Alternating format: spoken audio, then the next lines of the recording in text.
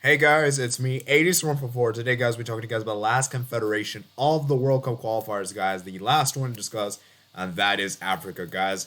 The toughest confederation to predict, in my personal opinion. We're going to go ahead and get started with the matchups.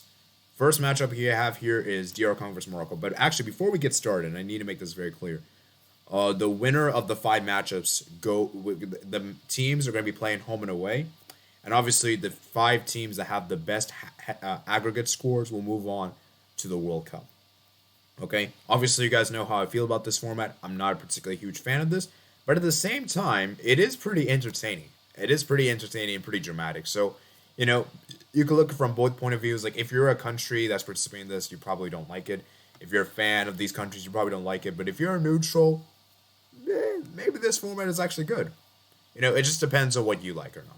You know, and so yeah, let's go ahead and get started with predictions. And of course, timestamps will be in the description below, as per usual. So let's start with the first matchup we have. Here is DR Congo versus Morocco. As you guys can see, head-to-head wise, DR Congo's actually got the better head-to-head here with one win and one draw. As for Morocco coming into this game, they're in a great position. They've been doing fantastically well on the Africa Confederation. Look what they did in the AFCON. They reached the quarterfinals. And yes, some would say they were disappointing against Egypt, and you would kind of expect a better showing against Egypt.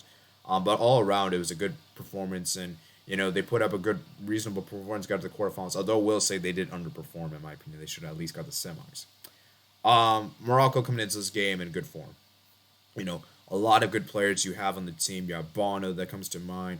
You have obviously En Naziri. Then you have Agared. Then you obviously have Abde as well. Ilias. I mean, some quality players. Now, unfortunately, they will not have Hakim Ziyech. Obviously, we guys know what happened to Hakim Ziyech. He's now retired from the national team because of his dispute with Vahed. And obviously, we'll see how this goes. As for DR Congo, they do have some decent players. Don't get me wrong. I do think they have some players that could cause issues for this Morocco team. I'm looking at players, like I said, Wissa as well plays at Brentford, that Bakumbo as well, Mobukene, LA as well. Decent players. But I just feel like for all around guys, I just think that this is a too much of a task for DR Congo. And I think the first leg being at home is a really pivotal for them and that they have to win this game. And you guys can see their form coming in, both teams' form coming into this game is actually even. In DR Congo, the fact they didn't participate in the AFCON, I think, is also going to be interesting. So for this one, guys, I think Morocco should win this quite comfortably. I think this might be the most lopsided fixture in the playoffs, and I think Morocco will win both games, home and away. And I think Morocco will win the aggregate score. I'm going to say they win 4-1 aggregate. I just think Morocco is just too good for DR Congo, and I just don't really think DR Congo can do anything here. But who knows, man? I could be very proven wrong. And as I said before, guys, Africa is one of the confederations that are so difficult to call. Okay, so let's go ahead and move on to our next confederation, or not next confederation, sorry, next match that we have here, and that is, let me show you guys the matches. Okay, by round. Why is this showing? Okay, there we go. What the heck? Okay, it's putting it here. Why is it like this, man? Okay, whatever. We move on to the next game, guys. Our next game is Cameroon versus Algeria. Guys, this might be the toughest one to call. And this is a match where I genuinely don't know what to say. Because for Cameroon in particular, although I do think them getting to the semifinals of the AFCON was very good, obviously them at home soil, everything like that, they put up a very, very good performance and everything. But the problem is, I wasn't really that impressed with Cameroon. I wasn't impressed. And I said this in my preview, is that coming into that game against Egypt, I was saying to myself, okay, you beat the likes of Gambia. You beat the likes of Comoros. You beat Burkina Faso. You beat, what is it? I believe was it, trying to do this off the top of my head without looking it up. Cape Verde. They actually drew to Cape Verde, sorry. And then they beat Ethiopia, right? My thing about this is that I just feel like for me, guys, for Cameroon in particular, I just think that for me, they have a very good team. Now, for Algeria, guys, coming into this, guys, they have been absolutely brilliant. Coming into before the AFCON, guys, they were regarded as one of the best nations in the Africa. They just won the AFCON the previous edition. And what made Algeria so good was not really the fact of their goals. It was mainly because of defense. The defense was very solid. They were keeping a lot of clean sheets for fun. They were looking solid defensively. And all around, it just looked really good. But as we saw in the AFCON, guys, they went out in the group stage. They finished dead last in the group. Finished dead last. And I'm looking at this Algeria team right here. Will they rebound in time for this? Because this is such a difficult one, guys. I am still not sure. When I made this prediction, guys, I'm still not sure what's going to happen. Guys, it's going to be a very tough game to predict. It's a tough game to predict because Algeria, like I said, guys, I've just not been impressed with them. I just not been impressed. Players like Mahrez underperformed. And I just think that for Algeria defense is just weak. It was just very open. I mean, we saw how Ivory Coast destroyed the defense. Ivory Coast scored 3, but it could have been like 5 or it could have been 6. And I'm looking at defense in particular for Algeria. It's very, very, very shaky. Cameroon, on the other hand, I also think their defense is a bit sus, but I don't think it's as bad as Algeria is. If that makes any sense. And for Cameroon in particular, obviously players need to step up. Ikami needs to step up. Onana needs to step up. I'm looking at Choupo-Moting. He needs to step up as well. And Guiza as well. These kind of players, a lot of these players need to step up for this game, guys. Cameroon, can they do this, guys? Can they do it? This is their time to do it. And like I said, for Cameroon, man, will they do it? Will they do it indeed? It's going to be the real question here. And you guys can see Choupo-Moting, Abkabar, Ikambi, then you got Kana. Sorry, guys. Ngiza didn't get called up. Then you got Anguillo, Netam. Yeah, like I said, guys, the attack is going to be very key. And like I said, for Algeria, man, Mahrez needs to step up. I'm looking at players like Mahrez needs to step up. I'm looking at players like, Mandi needs to step up. Tara needs to step up. And then, the omission of Ben Rama, I think, is a big shock. I did not expect Ben Rama to miss out. They got Benacer, Fagoli, Zekaru, Belly, And like I said, guys, I just think Belov Dili, it's just going to be interesting to see how this one pans out. Yusuf Attal as well. And this Algeria defense, in my opinion, is very, very shaky. Guys, I have made a decision. I'm going to go with Cameroon to beat Algeria. And the reason why I'm picking Cameroon, guys, is simply because of the fact that I just feel like for me, Algeria just in a really bad turmoil. They're just in a really bad right now. And I just don't know what Algeria will show up. I'm not very confident when I'm making this prediction. Like, let me make this clear. I could see Algeria doing this too. It's almost like a 50-50 in my opinion. But I'm giving a slight edge to Cameroon just because I feel like for me, there isn't that many issues. But something that I forgot to mention, guys. Cameroon just did sack their coach. I believe they sacked their coach after the AFCON. So that might actually be a bad thing. But at the same time, it could be a good thing because it could be like what's the world called again? Blessing in disguise, where it could be like the new manager bounce, right? Will that be enough? I don't know. Guys, this is a tough one to call. I'm giving the Cameroon the slight edge here. I'm going to say this actually goes to penalties, and something tells me that Cameroon might actually do this, or this goes to away goals. Guys, I'm going to say this will be very close. Very close indeed. I can see this being very tightly contested. And I give Cameroon... You know what? I'm actually going to say this. I think Cameroon will win the first leg 1-0, but I think Algeria will win the second leg 2-1, in which Cameroon will progress through because they scored an away goal. I have that sneaky feeling, guys. It'll be a harsh way, but I just think for me, both teams are around the same caliber, and I'm giving Cameroon a slight edge here. But who knows, man, at this point, because it is such an unpredictable game to call. Okay, moving on. We have our next game here. Let's go ahead and go on to game 3. I spent enough time discussing about that one, guys. We got Mali versus Tunisia, guys.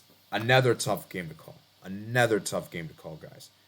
For me about this one, guys, I think for Mali coming into this game, this is it. They have to do this. If there was a chance for them to make the World Cup, it would be now. They're literally 180 minutes away. And for Tunisia, man, this is a huge opportunity for them. Because I'll be real with you guys, I think Tunisia is one of the most underrated teams in Africa. I think Tunisia, for me, people need to respect them more. And I think what they've done was incredible. You look what they did in the AFCON. Yes, I can understand they were disappointing. A lot of people probably expect them to be Burkina Faso. The thing about Tunisia that I noticed them the most is that when they're expected to win, they sometimes underperform. But when they're expected to lose, they sometimes actually win. They're just those type of nations where when they're the favorites, they sometimes choke. But when they're the underdogs, they are amazing. If that makes any sense. Like, I feel like Tunisia is kind of like one of those kind of teams. I'm looking at players like Kazri needs to step up. Kazri is obviously one of the best players. I'm looking at other players like I said, Daman, Ife Gandri, Sati Bagur, you know, and the Kazri, as I said, Mejbri, youngster from United, Maskani. Like I said, guys, this Tunisia team doesn't have a lot of world class players, but they have players that play well as a team. Whereas for Mali, they have a lot of bright youngsters. I'm looking at Basuma, that I think is a great player. I think they just got Decore in the squad, who's a big, big player to have. That's a great. They got Adama Traore, Ibrahim Kone, Kafi Koulibaly. Then you got Musa Dembaya, Haidara. They got Dijipo, Traore, Kamara. It's a lot of youngsters, man. A lot of great youngsters. But the issue with this one, guys, is that Tunisia they also have a new coach. Tunisia have a new coach, guys. And I heard their new coach is actually pretty good. One of my Tunisian friends actually told me this guy is actually a really good coach. And he's actually trusting this coach. So I'm going to take his word for it. And, I'll leave a link in the person name is Grand Crown, by the way. Grand Crown YT. And so, like I said, for this one, guys, I just think for Tunisia, man, this is a huge, huge opportunity for them. And it's a time for them to inflict revenge. You guys see head-to-head here, guys. Mali's got 2 wins, 1 draw, 2 wins. And you guys can see the head-to-head results have been very, very much balanced. It's been very competitive, guys, and it's very competitive here. For this one, guys, I'm giving Tunisia a slight edge here because the reason why, as I said, they play well as a team. And I feel like for Mali, man, I was a bit disappointed how they did in the AFCON. Not gonna lie, guys. They went on penalties to Equatorial Guinea. They should have, and I feel like for me, they have to.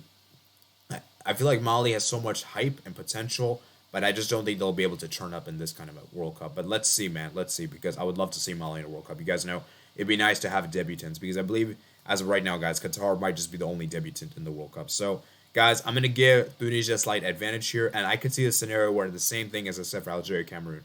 I could see a scenario where Tunisia makes through on away goals, or I could see a scenario where, like, you know what, actually, I'm not going to go through, I'm not going to say that again, because, like I said, I don't think there'll be many away goals thing, but I do think this one, Tunisia will advance. I'm going to say 2-1 aggregate. I think the first leg will end in a draw, 1-1 draw, and second leg, Tunisia wins 1-0. 1-0.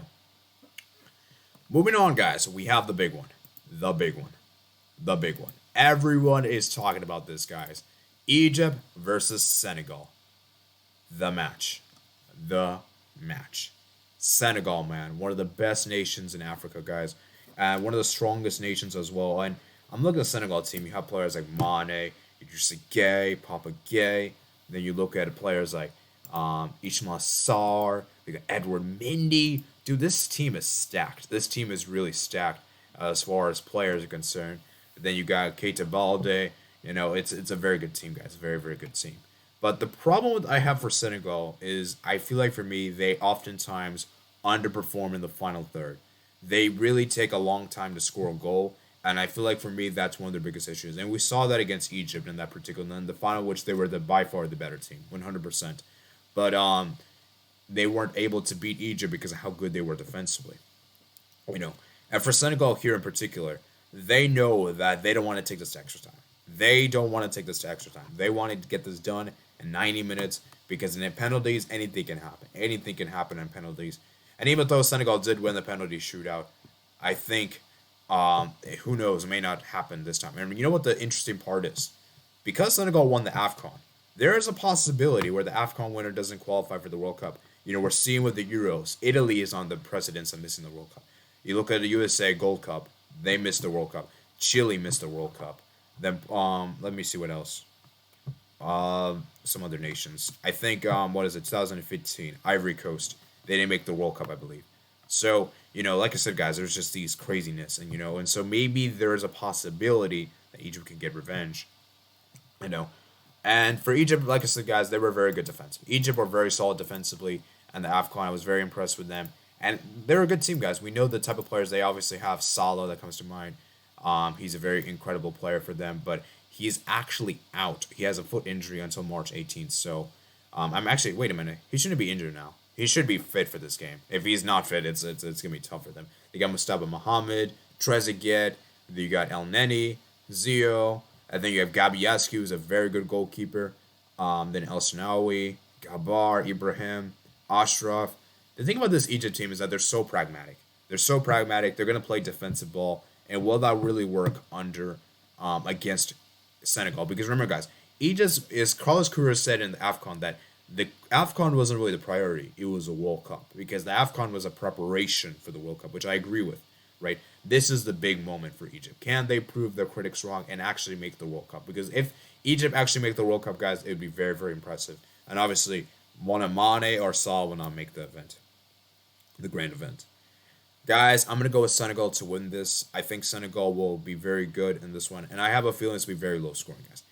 Might even be as low scoring as we believe. I think the first leg is gonna end 0-0, and the second leg, I think Senegal is gonna win 1-0. Very, very close, guys. I'm going to go Senegal just to barely edge this one out. Because, like I said, guys, I just think for me, Senegal will find the breakthrough somehow. And I feel like Egypt will make a mistake in the second leg. And I think that could ultimately cost them. So I'm going to go with Senegal to advance 1-0 on aggregate. But, man, who knows for that one.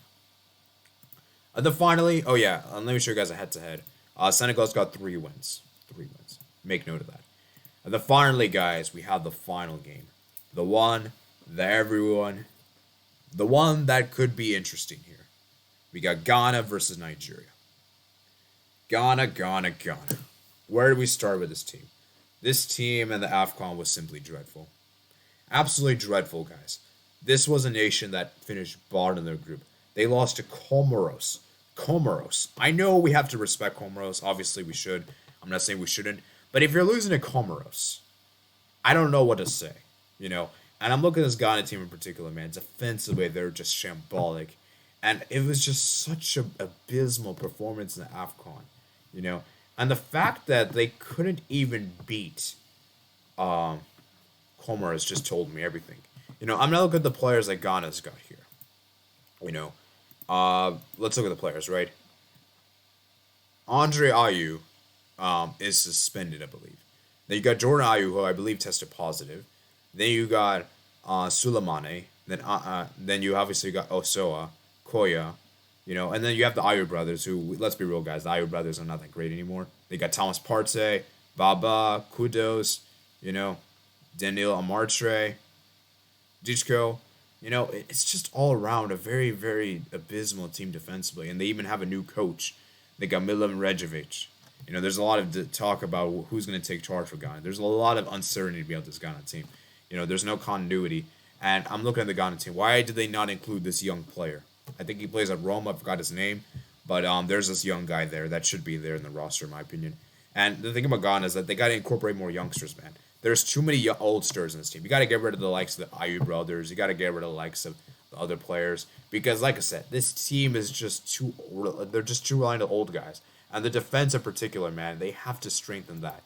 And for Nigeria, man, they have a good team. Nigeria has a very solid team, guys. We know the players they have. They got Ian Nacho, Osimhen, who is a big, big positive. He's back, which I think is very, very critical for them. They got Igalo, got Ian Nacho, Oloyinki, and then you have no Alex Iwobi, who got suspended, so he's not going to take part. They got Chukwueze. Now, Ndidi is out injured, who is a big, big blow, but they still have some quality players to replace him. They got Joe Aribo. Then you got William Trust Okang and Sansu. Then Eje. And I've done this team on career mode, by the way, guys. I'm on Twitch, by the way. Not Twitch, sorry. On FM. I actually did Nigeria mode on them and I actually did relatively well. Actually, I made them win the World Cup, which was very, very impressive. And so, yeah, like I said, guys, they got Ole Ene as well. And, it's a very good team, guys. A very good team. And you can see what Eguvan has done with this team. My issue with Nigeria, though, is that I feel as though that when they are expected to do well, they oftentimes choke. And I'm looking at what they did against Tunisia in particular. They were the 100% favorites coming into that game. Many people didn't think Tunisia would do this. And the fact that they lost to Tunisia in that kind of manner and being completely outsmarted, out-coached and everything like that just told me everything. Now, luckily for Nigeria, I think they have a very favorable task against a Ghana team that's in complete disarray. And we know how Ghana are right now. Ghana is just in a really bad place right now. They're just really awful right now. And for Ghana in particular, they're just really bad right now. They're in a really bad run of form. They're just not looking great. But the thing about the Ghana is, though, the thing about this game is that it's more than just a game. It's a rivalry, guys. These two nations just cannot stand each other. These two nations loathe each other. These two nations are rivals, man. And that's the beauty about this, is that when you have a rivalry, anything can happen. Anything can happen in a rivalry, guys. Like, let's be real, guys. Let's be real. But let's make things be clear, guys. Nigeria should go through. And there shouldn't even be a debate. But something tells me, funnily enough, that Nigeria will go through. I'm not arguing against that. But I don't think it'll be as easy as people are saying it is. And even though I've been criticizing Ghana a lot in this video, I've been attacking them. I've said how bad they've been. I've said how atrocious they've been and everything like that. I've said all negative stuff about them. I think Ghana could still give Nigeria a good game because of how the rivalry is. And as I said before, guys, Nigeria, when they go up against teams that they are expected to beat, they sometimes underperform. And so I'm still gonna give Nigeria the advantage, and I still think they should go through. But I do think this will be a lot more interesting than people make it out to be. I think this will be a high scoring matchup, guys. I'm gonna say the first leg ends 1-1, and the second leg I'm gonna say Nigeria wins 3-1 at home. So 4-2 on aggregate. 4-2 on aggregate. So, like I said, guys, we'll see what happens for the World Cup qualifiers, guys. Obviously, on Friday, guys, I'll be trying to do a reaction to all the matches, guys. And it'll be very interesting, guys. So if you guys want to come on there, you're more than welcome to. Just let me know on Twitter or Discord. I could send you the link, And like I said, guys, it'll be very interesting. I'll schedule that probably after this video. So that's it for today, guys. Hope you guys did enjoy this video, guys. Like I said, guys, comment down below your predictions as well. Make sure you guys comment down below your thoughts. Subscribe if you're new around here. Like this video as well. Did enjoy. Make sure you guys check out my Mind the Podcast list description below. Make sure you guys check out my Mind the Podcast list description below. And share the video with your friends. And I'll see you guys later. Peace out.